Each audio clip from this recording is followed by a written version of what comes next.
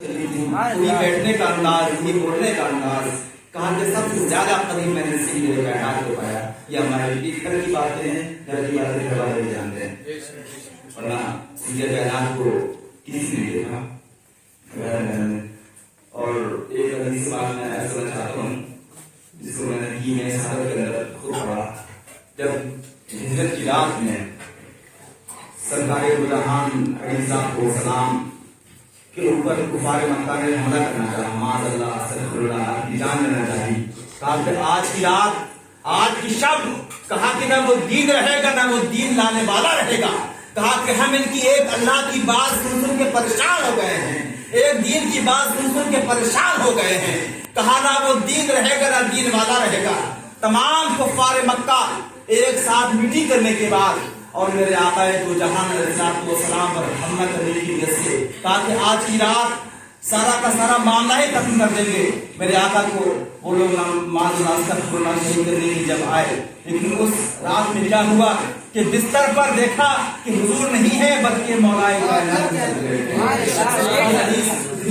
سب نے سنی ہے، اتنی حدیث سب جانتے ہیں، بچپن سے سنا رہا. لیکن اس کے اندر ایک نقطہ ہے، میں وہ عرض کرنا چاہتا ہوں کہ ہجرت کی شب بستر پہ مولا کائنات دیتے ہیں، اور وہ شب ایسی شب ہے کہ آج جان جانے کا خطرہ ہے.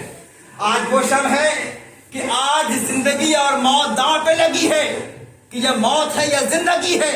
کہا کہ وہ دشمنوں کی نیت ایسی ہے کہ وہ جان لینا چاہتے ہیں. بستر پر لیٹنا صرف لیٹنا نہیں ہے، بستر پر لیٹنا صرف رات گزارنا نہیں ہے، بستر پر لیٹنے کا مقصد آرام نہیں ہے، بلکہ بستر پر لیٹنا اپنی جان کو جوخم میں ڈالنا ہے.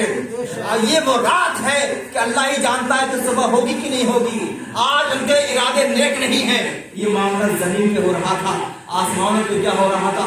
حجت الاسلام نے فرمایا کہ یہ سعادت کے اندر آپ فرماتے ہیں کہ حضرت جبرائیل علیہ السلام اور حضرت اسرائیل علیہ السلام کا ان دونوں فرشتوں کے میرے اندر بہت پکی دوستی تھی. کیا تھا؟ بہت پکی دوستی تھی. تو اللہ نے کہا کہ جبرائیل ذرا ہمارے پاس تو آنا، کچھ بھی بات کر لیے ان سے، اور کہا کہ اسرائیل تم بھی ذرا ہمارے پاس تو آنا، بات کر لیے ان سے. کہا کہ تمہارا سب سے قریبی دوست کون ہے؟ تو کہا کہ یا اللہ اسرائیل میرا سب سے پکا دوست ہے. جبرائیل علیہ السلام بولے. پھر حضرت اسرائیل علیہ السلام سے پوچھا کہ تمہارا سب سے قریب کون ہے؟ کہا کہ یا اللہ جبرائیل میرے سب سے زیادہ قریب ہے، میرے پکے دوست ہیں. کہا کہ تم دونوں میں سے ایک کی زندگی کم ہے. کیا ہے؟ ایک کی زندگی کم ہے. لیکن میں اگر میں اس رات سے نہیں، اللہ نے فرمایا کہ زندگی تو کم ہے لیکن بتاؤں گا نہیں کہ کسی کم ہے. کہا کہ جبرائیل اگر تم یہ سمجھو کہ اسرائیل کی زندگی کم ہے، کیا تم اپنی زندگی کے کچھ سال اسرائیل کو دینے کے لیے تیار ہو؟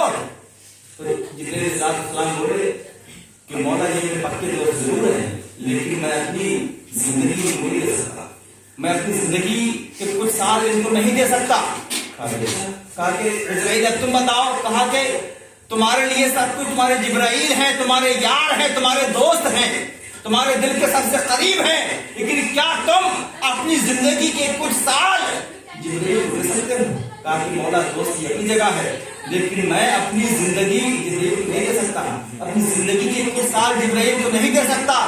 تبھی اللہ نے فرمایا کہ جبرائیل تم دیکھو، اے اسرائیل تم دیکھو زمین پر. کہا کہ آج کی رات ایک یار دوسرے یار پر جان قربان کرنے کو تیار ہو. کہا کہ تم اپنی زندگی بچانا چاہتے ہو، محبت کا دعویٰ کرتے ہو، زندگی بچانا چاہتے ہو، لیکن کہا کہ زمین پہ جھانک کے دیکھو، آج میرا علی میرے مصطفیٰ کی خاطر جان قربان کرنے کو تیار ہے. جان قربان کرنے کو تیار ہو گیا ہے. اور پھر اللہ نے حکم دیا کہ جبرائیل تم جاؤ اور اسرائیل تم جاؤ. کہا کہ وہ جان قربان کرنے کو تیار ہے، لیکن تم جاؤ اس کی خدمت میں حاضر ہو جاؤ. ایک جنا سرحانے کھڑے ہو جانا، ایک پائچارے کھڑا ہو جانا، میرے علی کے اعتبار ہندی کا نہیں مانا. یہ حضرت السلام نے اس مدد کو فرمایا. میں نے پڑھا مجھے اچھا لگا. یہ شان ہے مولا کائنات کی کہ انسان کو سب سے پیاری کی جان ہے، لیکن مولا کائنات نے اپنی جان قربان کرنے کو تیار ہے. یہ شان ہے حضور کے غلاموں کی، یہ شان ہے مصطفیٰ کے فقیروں کی، چاہے سیدنا صدیق اکبر ہو، عمر فاروق اعظم ہو، عثمان غنی ہو، ارے جان تو جاتی ہے تو چلی جائے لیکن یار سلامت رہے، یار کا دین سلامت رہے۔ یہی درس کربلا کے میدان میں امام علی مقام شہزادہ رسول جگر گوشہ بطول امام حسین علیہ السلام نے دیا، کہا کہ علی اصغر اگر جاتا ہے تو جائے، علی اکبر اگر جاتا ہے تو جائے، اگر میرے عباس کے بازو پڑتے ہیں تو کٹ جائے، اگر میرا سر اگر میرے جسم سے الگ ہوتا ہے تو ہو جائے، لیکن میرے دین اگر میرے نانا کا دین سلامت رہے، میرے نانا کی دین کی حرمت سلامت رہے، میرے نانا کی دین کی عظمت سلامت رہے۔ اب کوئی اگر یہ پوچھے کہ ہم پوچھتے ہیں جگہ جو غیر مقدر لوگ ہیں مستاق کہ ہم ذکر حسین کیوں کریں، اس ان کے من میں کہ ہم امام علی مقام کا ذکر کیوں کریں، ہم ذکر اہل بیت کیوں کریں، ہم سے محبت کیوں کریں۔ اگر یہ شیطانی خیال وسوسہ پیدا ہوتا ہے تو قبر میں تو ان کے بارے میں ہم سوال نہیں ہوگا، سوال ہوگا رب کے بارے میں، سوال ہوگا دین کے بارے میں، سوال ہوگا حضور کے بارے میں۔ ہم امام علی مقام کا ذکر کیوں کریں؟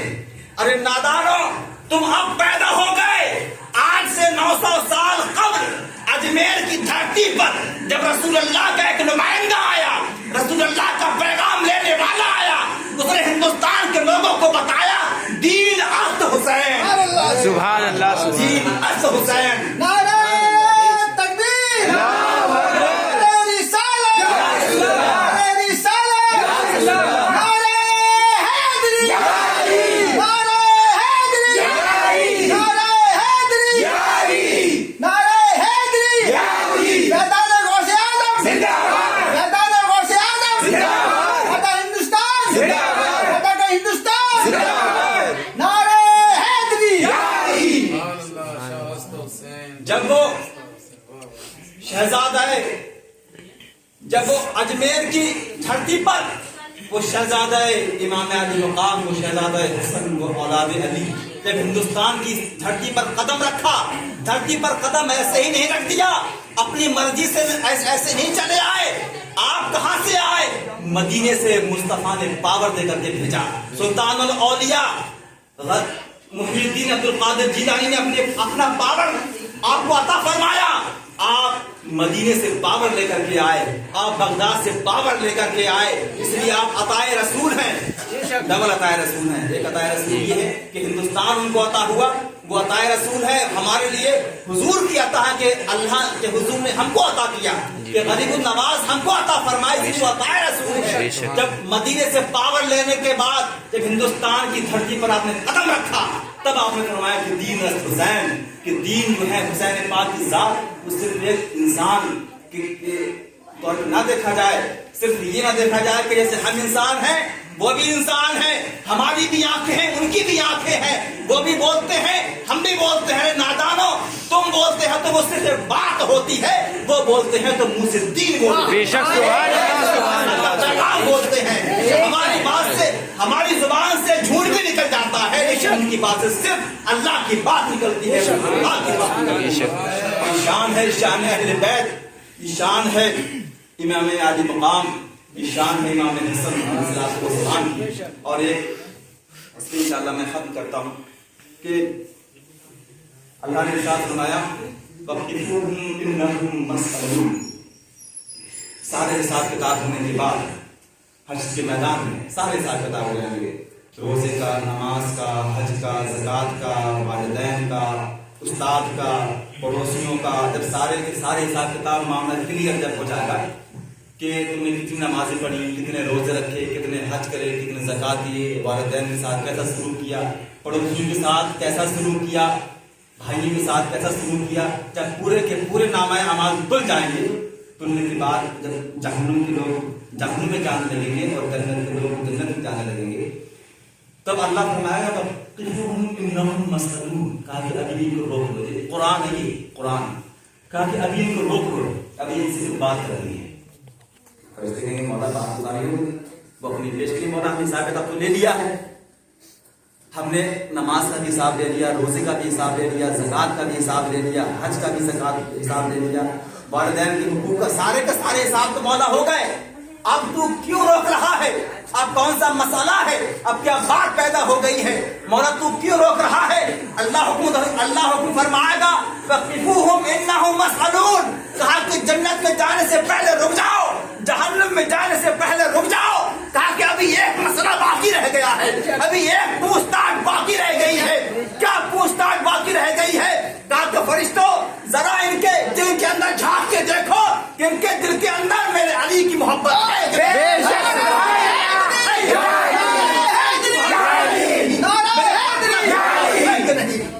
کہا کہ ابھی روک لو، ابھی ان کے دل ٹٹول کے دیکھو، یہ جنت میں جا نہ پایا، روک لو انہیں۔ اور انہوں نے نمازیں تو پڑھی ہے، روزہ تو رکھا ہے، حج تو کیا ہے، زکات تو دی ہے، پھر بھی روک لو اور ان کے دل میں جھانک کر کے دیکھو، ڈھونڈو ان کے دل کے اندر میرے علی کی محبت ہے کہ نہیں۔ کہ میں نہیں کہہ رہا، یہ کوئی جوش میں آ کر کے میں نہیں کہہ رہا، یہ اللہ کا کلام ہے۔ وَقِفُوهُمْ إِنَّهُمْ مَسْئَلُونَ، ابھی روک لو، ابھی ایک مسئلہ باقی ہے، ابھی وقفہ دے دو، ابھی اسٹاپ لگا دو، مولا کیا باقی رہ گیا ہے؟ ابھی ان کے دل میں جھانکنا ہے، جھانک کر کے دیکھو نہ ٹٹولو، میرے علی کی محبت ہے کہ نہیں، میرے حسن کی محبت ہے کہ نہیں، میرے حسین کی محبت ہے کہ نہیں۔ بے شک۔ اب یہ میں کہاں پڑھا جو تم پوچھ لو مجھ سے؟ اس کتاب کا نام ہے الصواعق المحرقہ، اور اس آیت کریمہ کی جو تفسیر جو آپ نے اس کی امام ابن حجر مکی نے تفسیر کی، جو قریب 5 سال پرانے، آپ ایک بہت بڑے مفکر اسلام محدث ہوئے، یہ ان کا ہے، آپ کی یہ تفسیر ہے، آپ نے اس کی تفسیر کی، فرمائی کہ روکے گا کیوں والا؟ آخر روکنے کی وجہ کیا؟ سارے حساب کتاب تو ہو گئے، پھر کیا روکے گا؟ اس کے فرشتوں نے حساب لے لیا، اسی فرمایا کہ نہیں، صرف اسی وجہ سے روکے گا کہ میرے محبوب نے فرمایا تھا قُلْ لَا أَسْأَلُكُمْ عَلَيْهِ أَجْرًا إِلَّا الْمَوَدَّةَ فِي الْقُرْبَىٰ، کہا کہ جہاں جس قرآن کے اندر روزے کا حکم تھا، جس قرآن کے اندر نماز کا حکم تھا، جس قرآن کے اندر حج کا حکم تھا، جس قرآن کے اندر والدین سے محبت الفت ادب کا حکم تھا، چاہت کے بنا، ان کی الفت کے بنا کوئی کسی کا ایمان مکمل نہیں ہو سکتا۔ خدا کی قسم، میرے آقا نے فرمایا کہ کوئی اگر پوری زندگی کعبے میں رہے، کعبے کے سائے میں رہے، اور کعبے کے سائے میں رہے، احرام کی حالت میں ہو، رات بھر سجدے کرے، دن میں روزہ رکھے، زندگی کعبے میں گزارے، اور ایسے نہ گزارے، زندگی کعبے میں گزارے، اور کیسے گزارے؟ ایسے گزارے کہ دن میں روزہ رکھا، رات میں اللہ کی بارگاہ میں سجدے کیے، احرام کی حالت میں ہے، کعبے کے سائے میں، اگر وہ مر جاتا ہے لیکن اگر اس کے دل میں اہل بیت کا بغض ہوگا، میرے آقا نے فرمایا تو اس کا ٹھکانہ جہنم میں ہوگا۔ اور اس کے برعکس میرے آقا نے فرمایا کہ کوئی کتنا بھی گنہگار ہے، کوئی کتنا بھی سیاکار ہے، کوئی کتنا بھی خطا کار ہے، لیکن اگر اس کے دل میں میرے اہل بیت کی محبت ہے، کہا کہ وہ مر نہیں سکتا کہ جب تک کہ وہ توبہ نہ کر لے۔ یہ محبت کا صلہ اور یہ بغض کا صلہ جو جہنم میں لے جاتا ہے، اور محبت کا صلہ جنت دلاتا ہے۔